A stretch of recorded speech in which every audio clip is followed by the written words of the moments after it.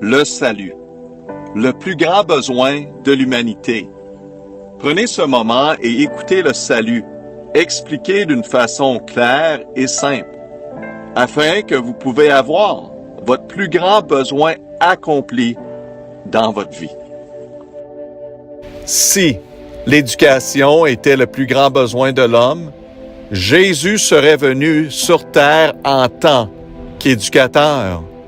Si le plus grand besoin de l'homme, c'était l'argent, il serait venu en tant qu'économiste ou banquier. Si c'était la paix, il serait venu en tant que diplomate.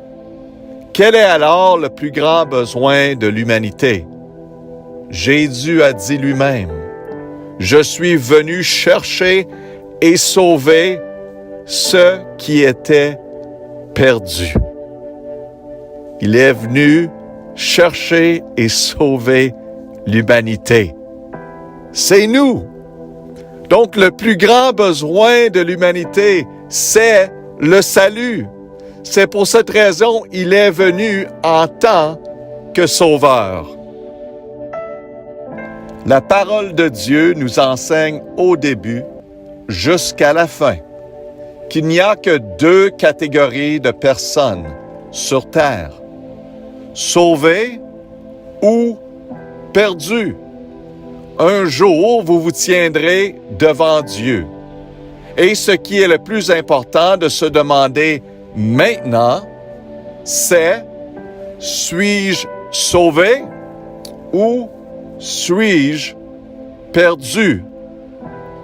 La parole de Dieu nous donne l'assurance qu'on peut savoir maintenant si nous sommes sauvés.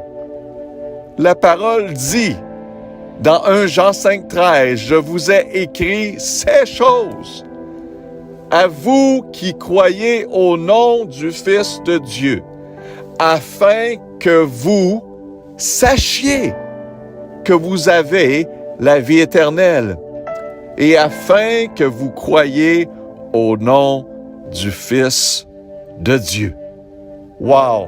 Quelle assurance que le Seigneur Jésus-Christ nous donne à travers de la parole de Dieu, qu'on peut savoir sans doute si nous sommes sauvés ou non. Dieu désire que vous sachiez sans doute que vous êtes sauvés. C'est pour cette raison qu'il a écrit plusieurs avertissements à travers de sa parole, afin que vous choisissez Jésus-Christ, qui est la vie. Matthieu 7,13, « Entrez par la porte étroite, car large est la porte et spacieuse est la voie qui mène à la perdition. Et il y en a beaucoup qui y entrent. » Écoutez bien le jugement pour ceux qui rejettent Jésus-Christ et qui comptent. Apocalypse 20,15, « Ne fut pas trouvé, écrit dans le livre de vie, fut jeté dans les temps de feu. » Matthieu 10,28, « Et ne craignez point ceux qui ôtent la vie du corps et qui ne peuvent faire mourir l'âme, mais craignez plutôt celui, Dieu, qui peut faire périr et l'âme et le corps dans les Guéhennes, qui parle de l'enfer. Matthieu 25, 41. Écoutez, mes amis, les avertissements, ils sont réels. La parole de Dieu mentionne l'enfer plus que le ciel. Écoutez. Ensuite, il dira à ceux qui seront à sa gauche, « Retirez-vous de moi, maudits, et allez au feu éternel, préparé au diable et à ses anges. » Mes amis, l'enfer a été préparé, fait pour le diable et ses anges. Malheureusement, les personnes continuent de rejeter Jésus-Christ et choisir les façons du diable. Jean 3, 18. « Celui qui croit en lui n'est point condamné. » On parle de Jésus. « Mais celui qui ne croit point est déjà condamné, parce qu'il n'y a pas cru au nom du Fils unique de Dieu. » vous serez jugés seuls, selon la Bible. Celui qui me rejette et ne reçoit point mes paroles à son juge. La parole que j'ai annoncée, c'est elle qui le jugera au dernier jour. Mes amis, le juge et le jugement seront passés avec qu'est-ce qu'on fait avec la parole de Dieu. Peu importe qu'est-ce qu'on a été enseigné, que ce que les autres disent, le jugement sera basé seul selon la parole de Dieu. Maintenant, la grande question est comment être sauvé? Premièrement, reconnaissez que vous êtes un pécheur, car il n'y a point de distinction, puisque tous ont péché et sont privés de la gloire de Dieu. Et la parole de Dieu nous dit, « Et vous étiez morts dans vos fautes et dans vos péchés, car le salaire du péché, c'est la mort. » Vous êtes pris dans vos péchés, sans espoir, perdus. Si vous continuez dans vos voies, indépendants de Jésus-Christ, à la mort, vous serez séparés de Dieu pour l'éternité. Condamnés à la mort éternelle qui est l'enfer. C'est la vérité, mes amis. Sachez que même avec tous vos efforts, il est impossible de s'en sortir par vous-même. Mais il y en a un seul moyen de s'en sortir. Par contre, l'homme pense qu'il peut se sauver lui-même par ses œuvres. Et la réponse est non. Absolument pas possible que l'homme lui-même peut se sauver. Mais il va tenter de monter l'échelle pour atteindre Dieu en suivant les commandements, en étant baptisé, en étant religieux, en suivant la loi, en aimant les autres, être bon, donner, obéir. Donc la liste continue que l'homme essaye et tente de se justifier pour atteindre le pardon de ses péchés, pour atteindre la vie éternelle. Et la parole de Dieu met tout ça au clair dans Éphésiens 2, 8 et 9. Car vous êtes sauvés par la grâce, pas par les œuvres, par le moyen de la foi. Et cela ne vient pas de vous.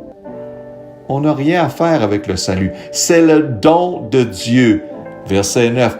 Ce n'est point par les œuvres, afin que personne ne se glorifie.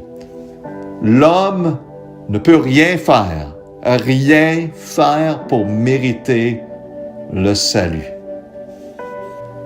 Reconnaissez que vous ne pouvez pas mériter la vie éternelle.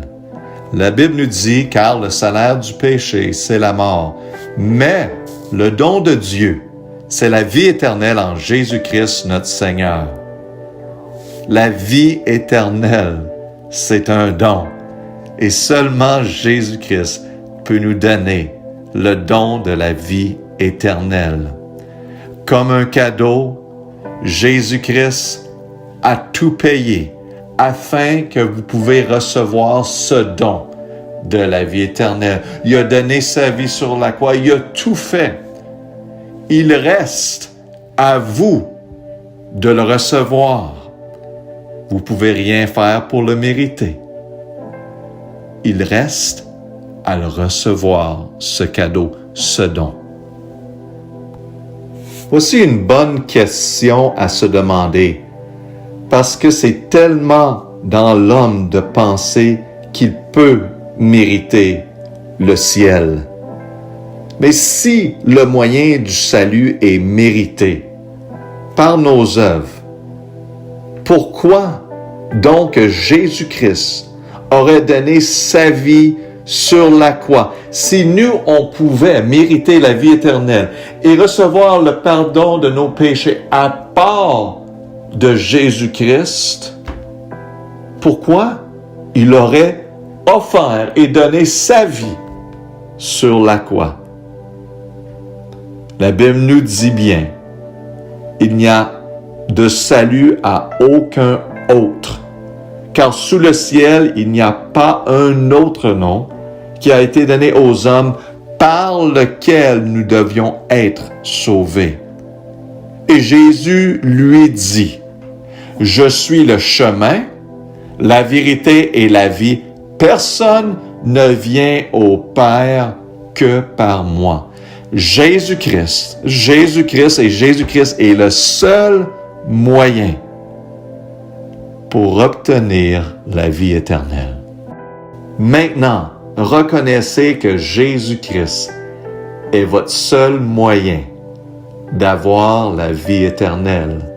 La parole de Dieu dit bien dans Jean 3,15, « Afin que quiconque croit en lui ne périsse point, mais qui ait la vie éternelle. Voici les promesses de Dieu. Car Dieu a tant aimé le monde qu'il a donné son Fils unique, afin que quiconque croit en lui ne périsse point, mais qu'il ait la vie éternelle. » Vous regardez l'image, la personne à la gauche, Dieu à la droite, le médiateur entre l'homme et Dieu est Jésus-Christ. C'est lui qui a donné sa vie pour vous, afin que vous recevez le don de la vie éternelle. Considérez ceci. Quand nous étions des pécheurs, Christ est mort pour nous.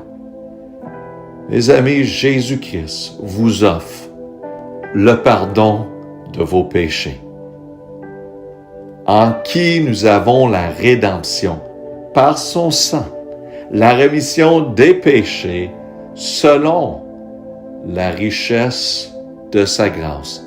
Il est tellement bon. Pas seulement que Jésus-Christ vous offre le pardon de vos péchés, mais Jésus-Christ vous offre la vie éternelle. Or, c'est ici la vie éternelle, qu'ils te connaissent, toi, le seul vrai Dieu, et Jésus-Christ que tu as envoyé. Recevez Jésus-Christ pour le pardon de vos péchés et d'avoir l'assurance de la vie éternelle maintenant. La Bible nous dit dans Jean 1,12, « Mais à tous ceux qui l'ont reçu, il leur a donné le droit d'être faits enfants de Dieu, savoir à ceux qui croient en son nom. » Quand vous recevez Jésus-Christ comme sauveur, vous devenez son enfant. Jean 6,44, « Personne ne peut venir à moi si le Père qui m'a envoyé ne l'attire et je le ressusciterai au dernier jour. » Vous savez que Jésus-Christ fait tout pour vous attirer à lui-même. Et si vous êtes maintenant attiré de venir à Jésus-Christ pour le pardon de vos péchés et la vie éternelle, maintenant, la Bible nous dit, voici maintenant le temps favorable. Voici maintenant le jour du salut. Le meilleur temps, le temps favorable de recevoir Jésus-Christ est maintenant. Confessez et croyez en lui. Selon la parole dans Romains 19, elle dit que si tu confesses de ta bouche que Jésus est le Seigneur et que tu crois dans ton cœur que Dieu l'a ressuscité des morts, tu seras sauvé. Verset 13, « Car quiconque invoquera le nom du Seigneur sera sauvé. » Dans le livre des Actes 16, 30, 31, la question a été demandée. « Seigneur, que faut-il que je fasse pour être sauvé? » Écoutez la réponse. Il lui dit, « Crois au Seigneur Jésus-Christ et tu seras sauvé, toi et ta famille. » Vous avez maintenant l'opportunité de recevoir Jésus-Christ Selon la Bible, vous devez confesser Jésus-Christ de votre bouche et de votre cœur croyez en lui pour le pardon de vos péchés et l'assurance de la vie éternelle. Si c'est votre désir d'être sauvé et de recevoir ce don de la vie éternelle, veuillez maintenant confesser et croyez en Jésus-Christ. Je vous plaide, recevez Jésus-Christ maintenant, par la foi, comme j'ai moi-même reçu Jésus-Christ, en confessant, Seigneur, selon ta parole, je sais que je suis un pécheur, perdu, sans espoir, mort dans mes péchés. Je suis convaincu maintenant que Jésus-Christ est le seul sauveur et qu'il n'y a rien que je peux faire par mes propres efforts pour être sauvé. Et aujourd'hui, je confesse et je crois que Jésus est mort sur la croix et ressuscité pour payer la dette de mes péchés et m'offrir le don de la vie éternelle. Maintenant, par la foi, je reçois le don de la vie éternelle offert par Jésus-Christ. Seigneur, merci de m'avoir sauvé. Merci de m'avoir pardonné et me donné la vie éternelle. Je prie au nom de Jésus. Amen. Gloire à Dieu. Si vous venez de recevoir Jésus-Christ comme votre Seigneur et Sauveur, gloire à Dieu.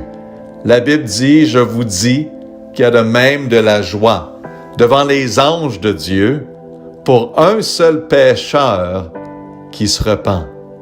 C'est merveilleux que vous avez reçu Jésus-Christ. C'est la décision la plus importante de votre vie. Prenez le temps de nous écrire pour partager avec nous votre témoignage de salut. On aimerait vous encourager, vous envoyer gratuitement une étude biblique afin que vous pouvez grandir dans la foi. Et même, on vous encourage de faire partie de l'Institut biblique. Voici comment nous rejoindre.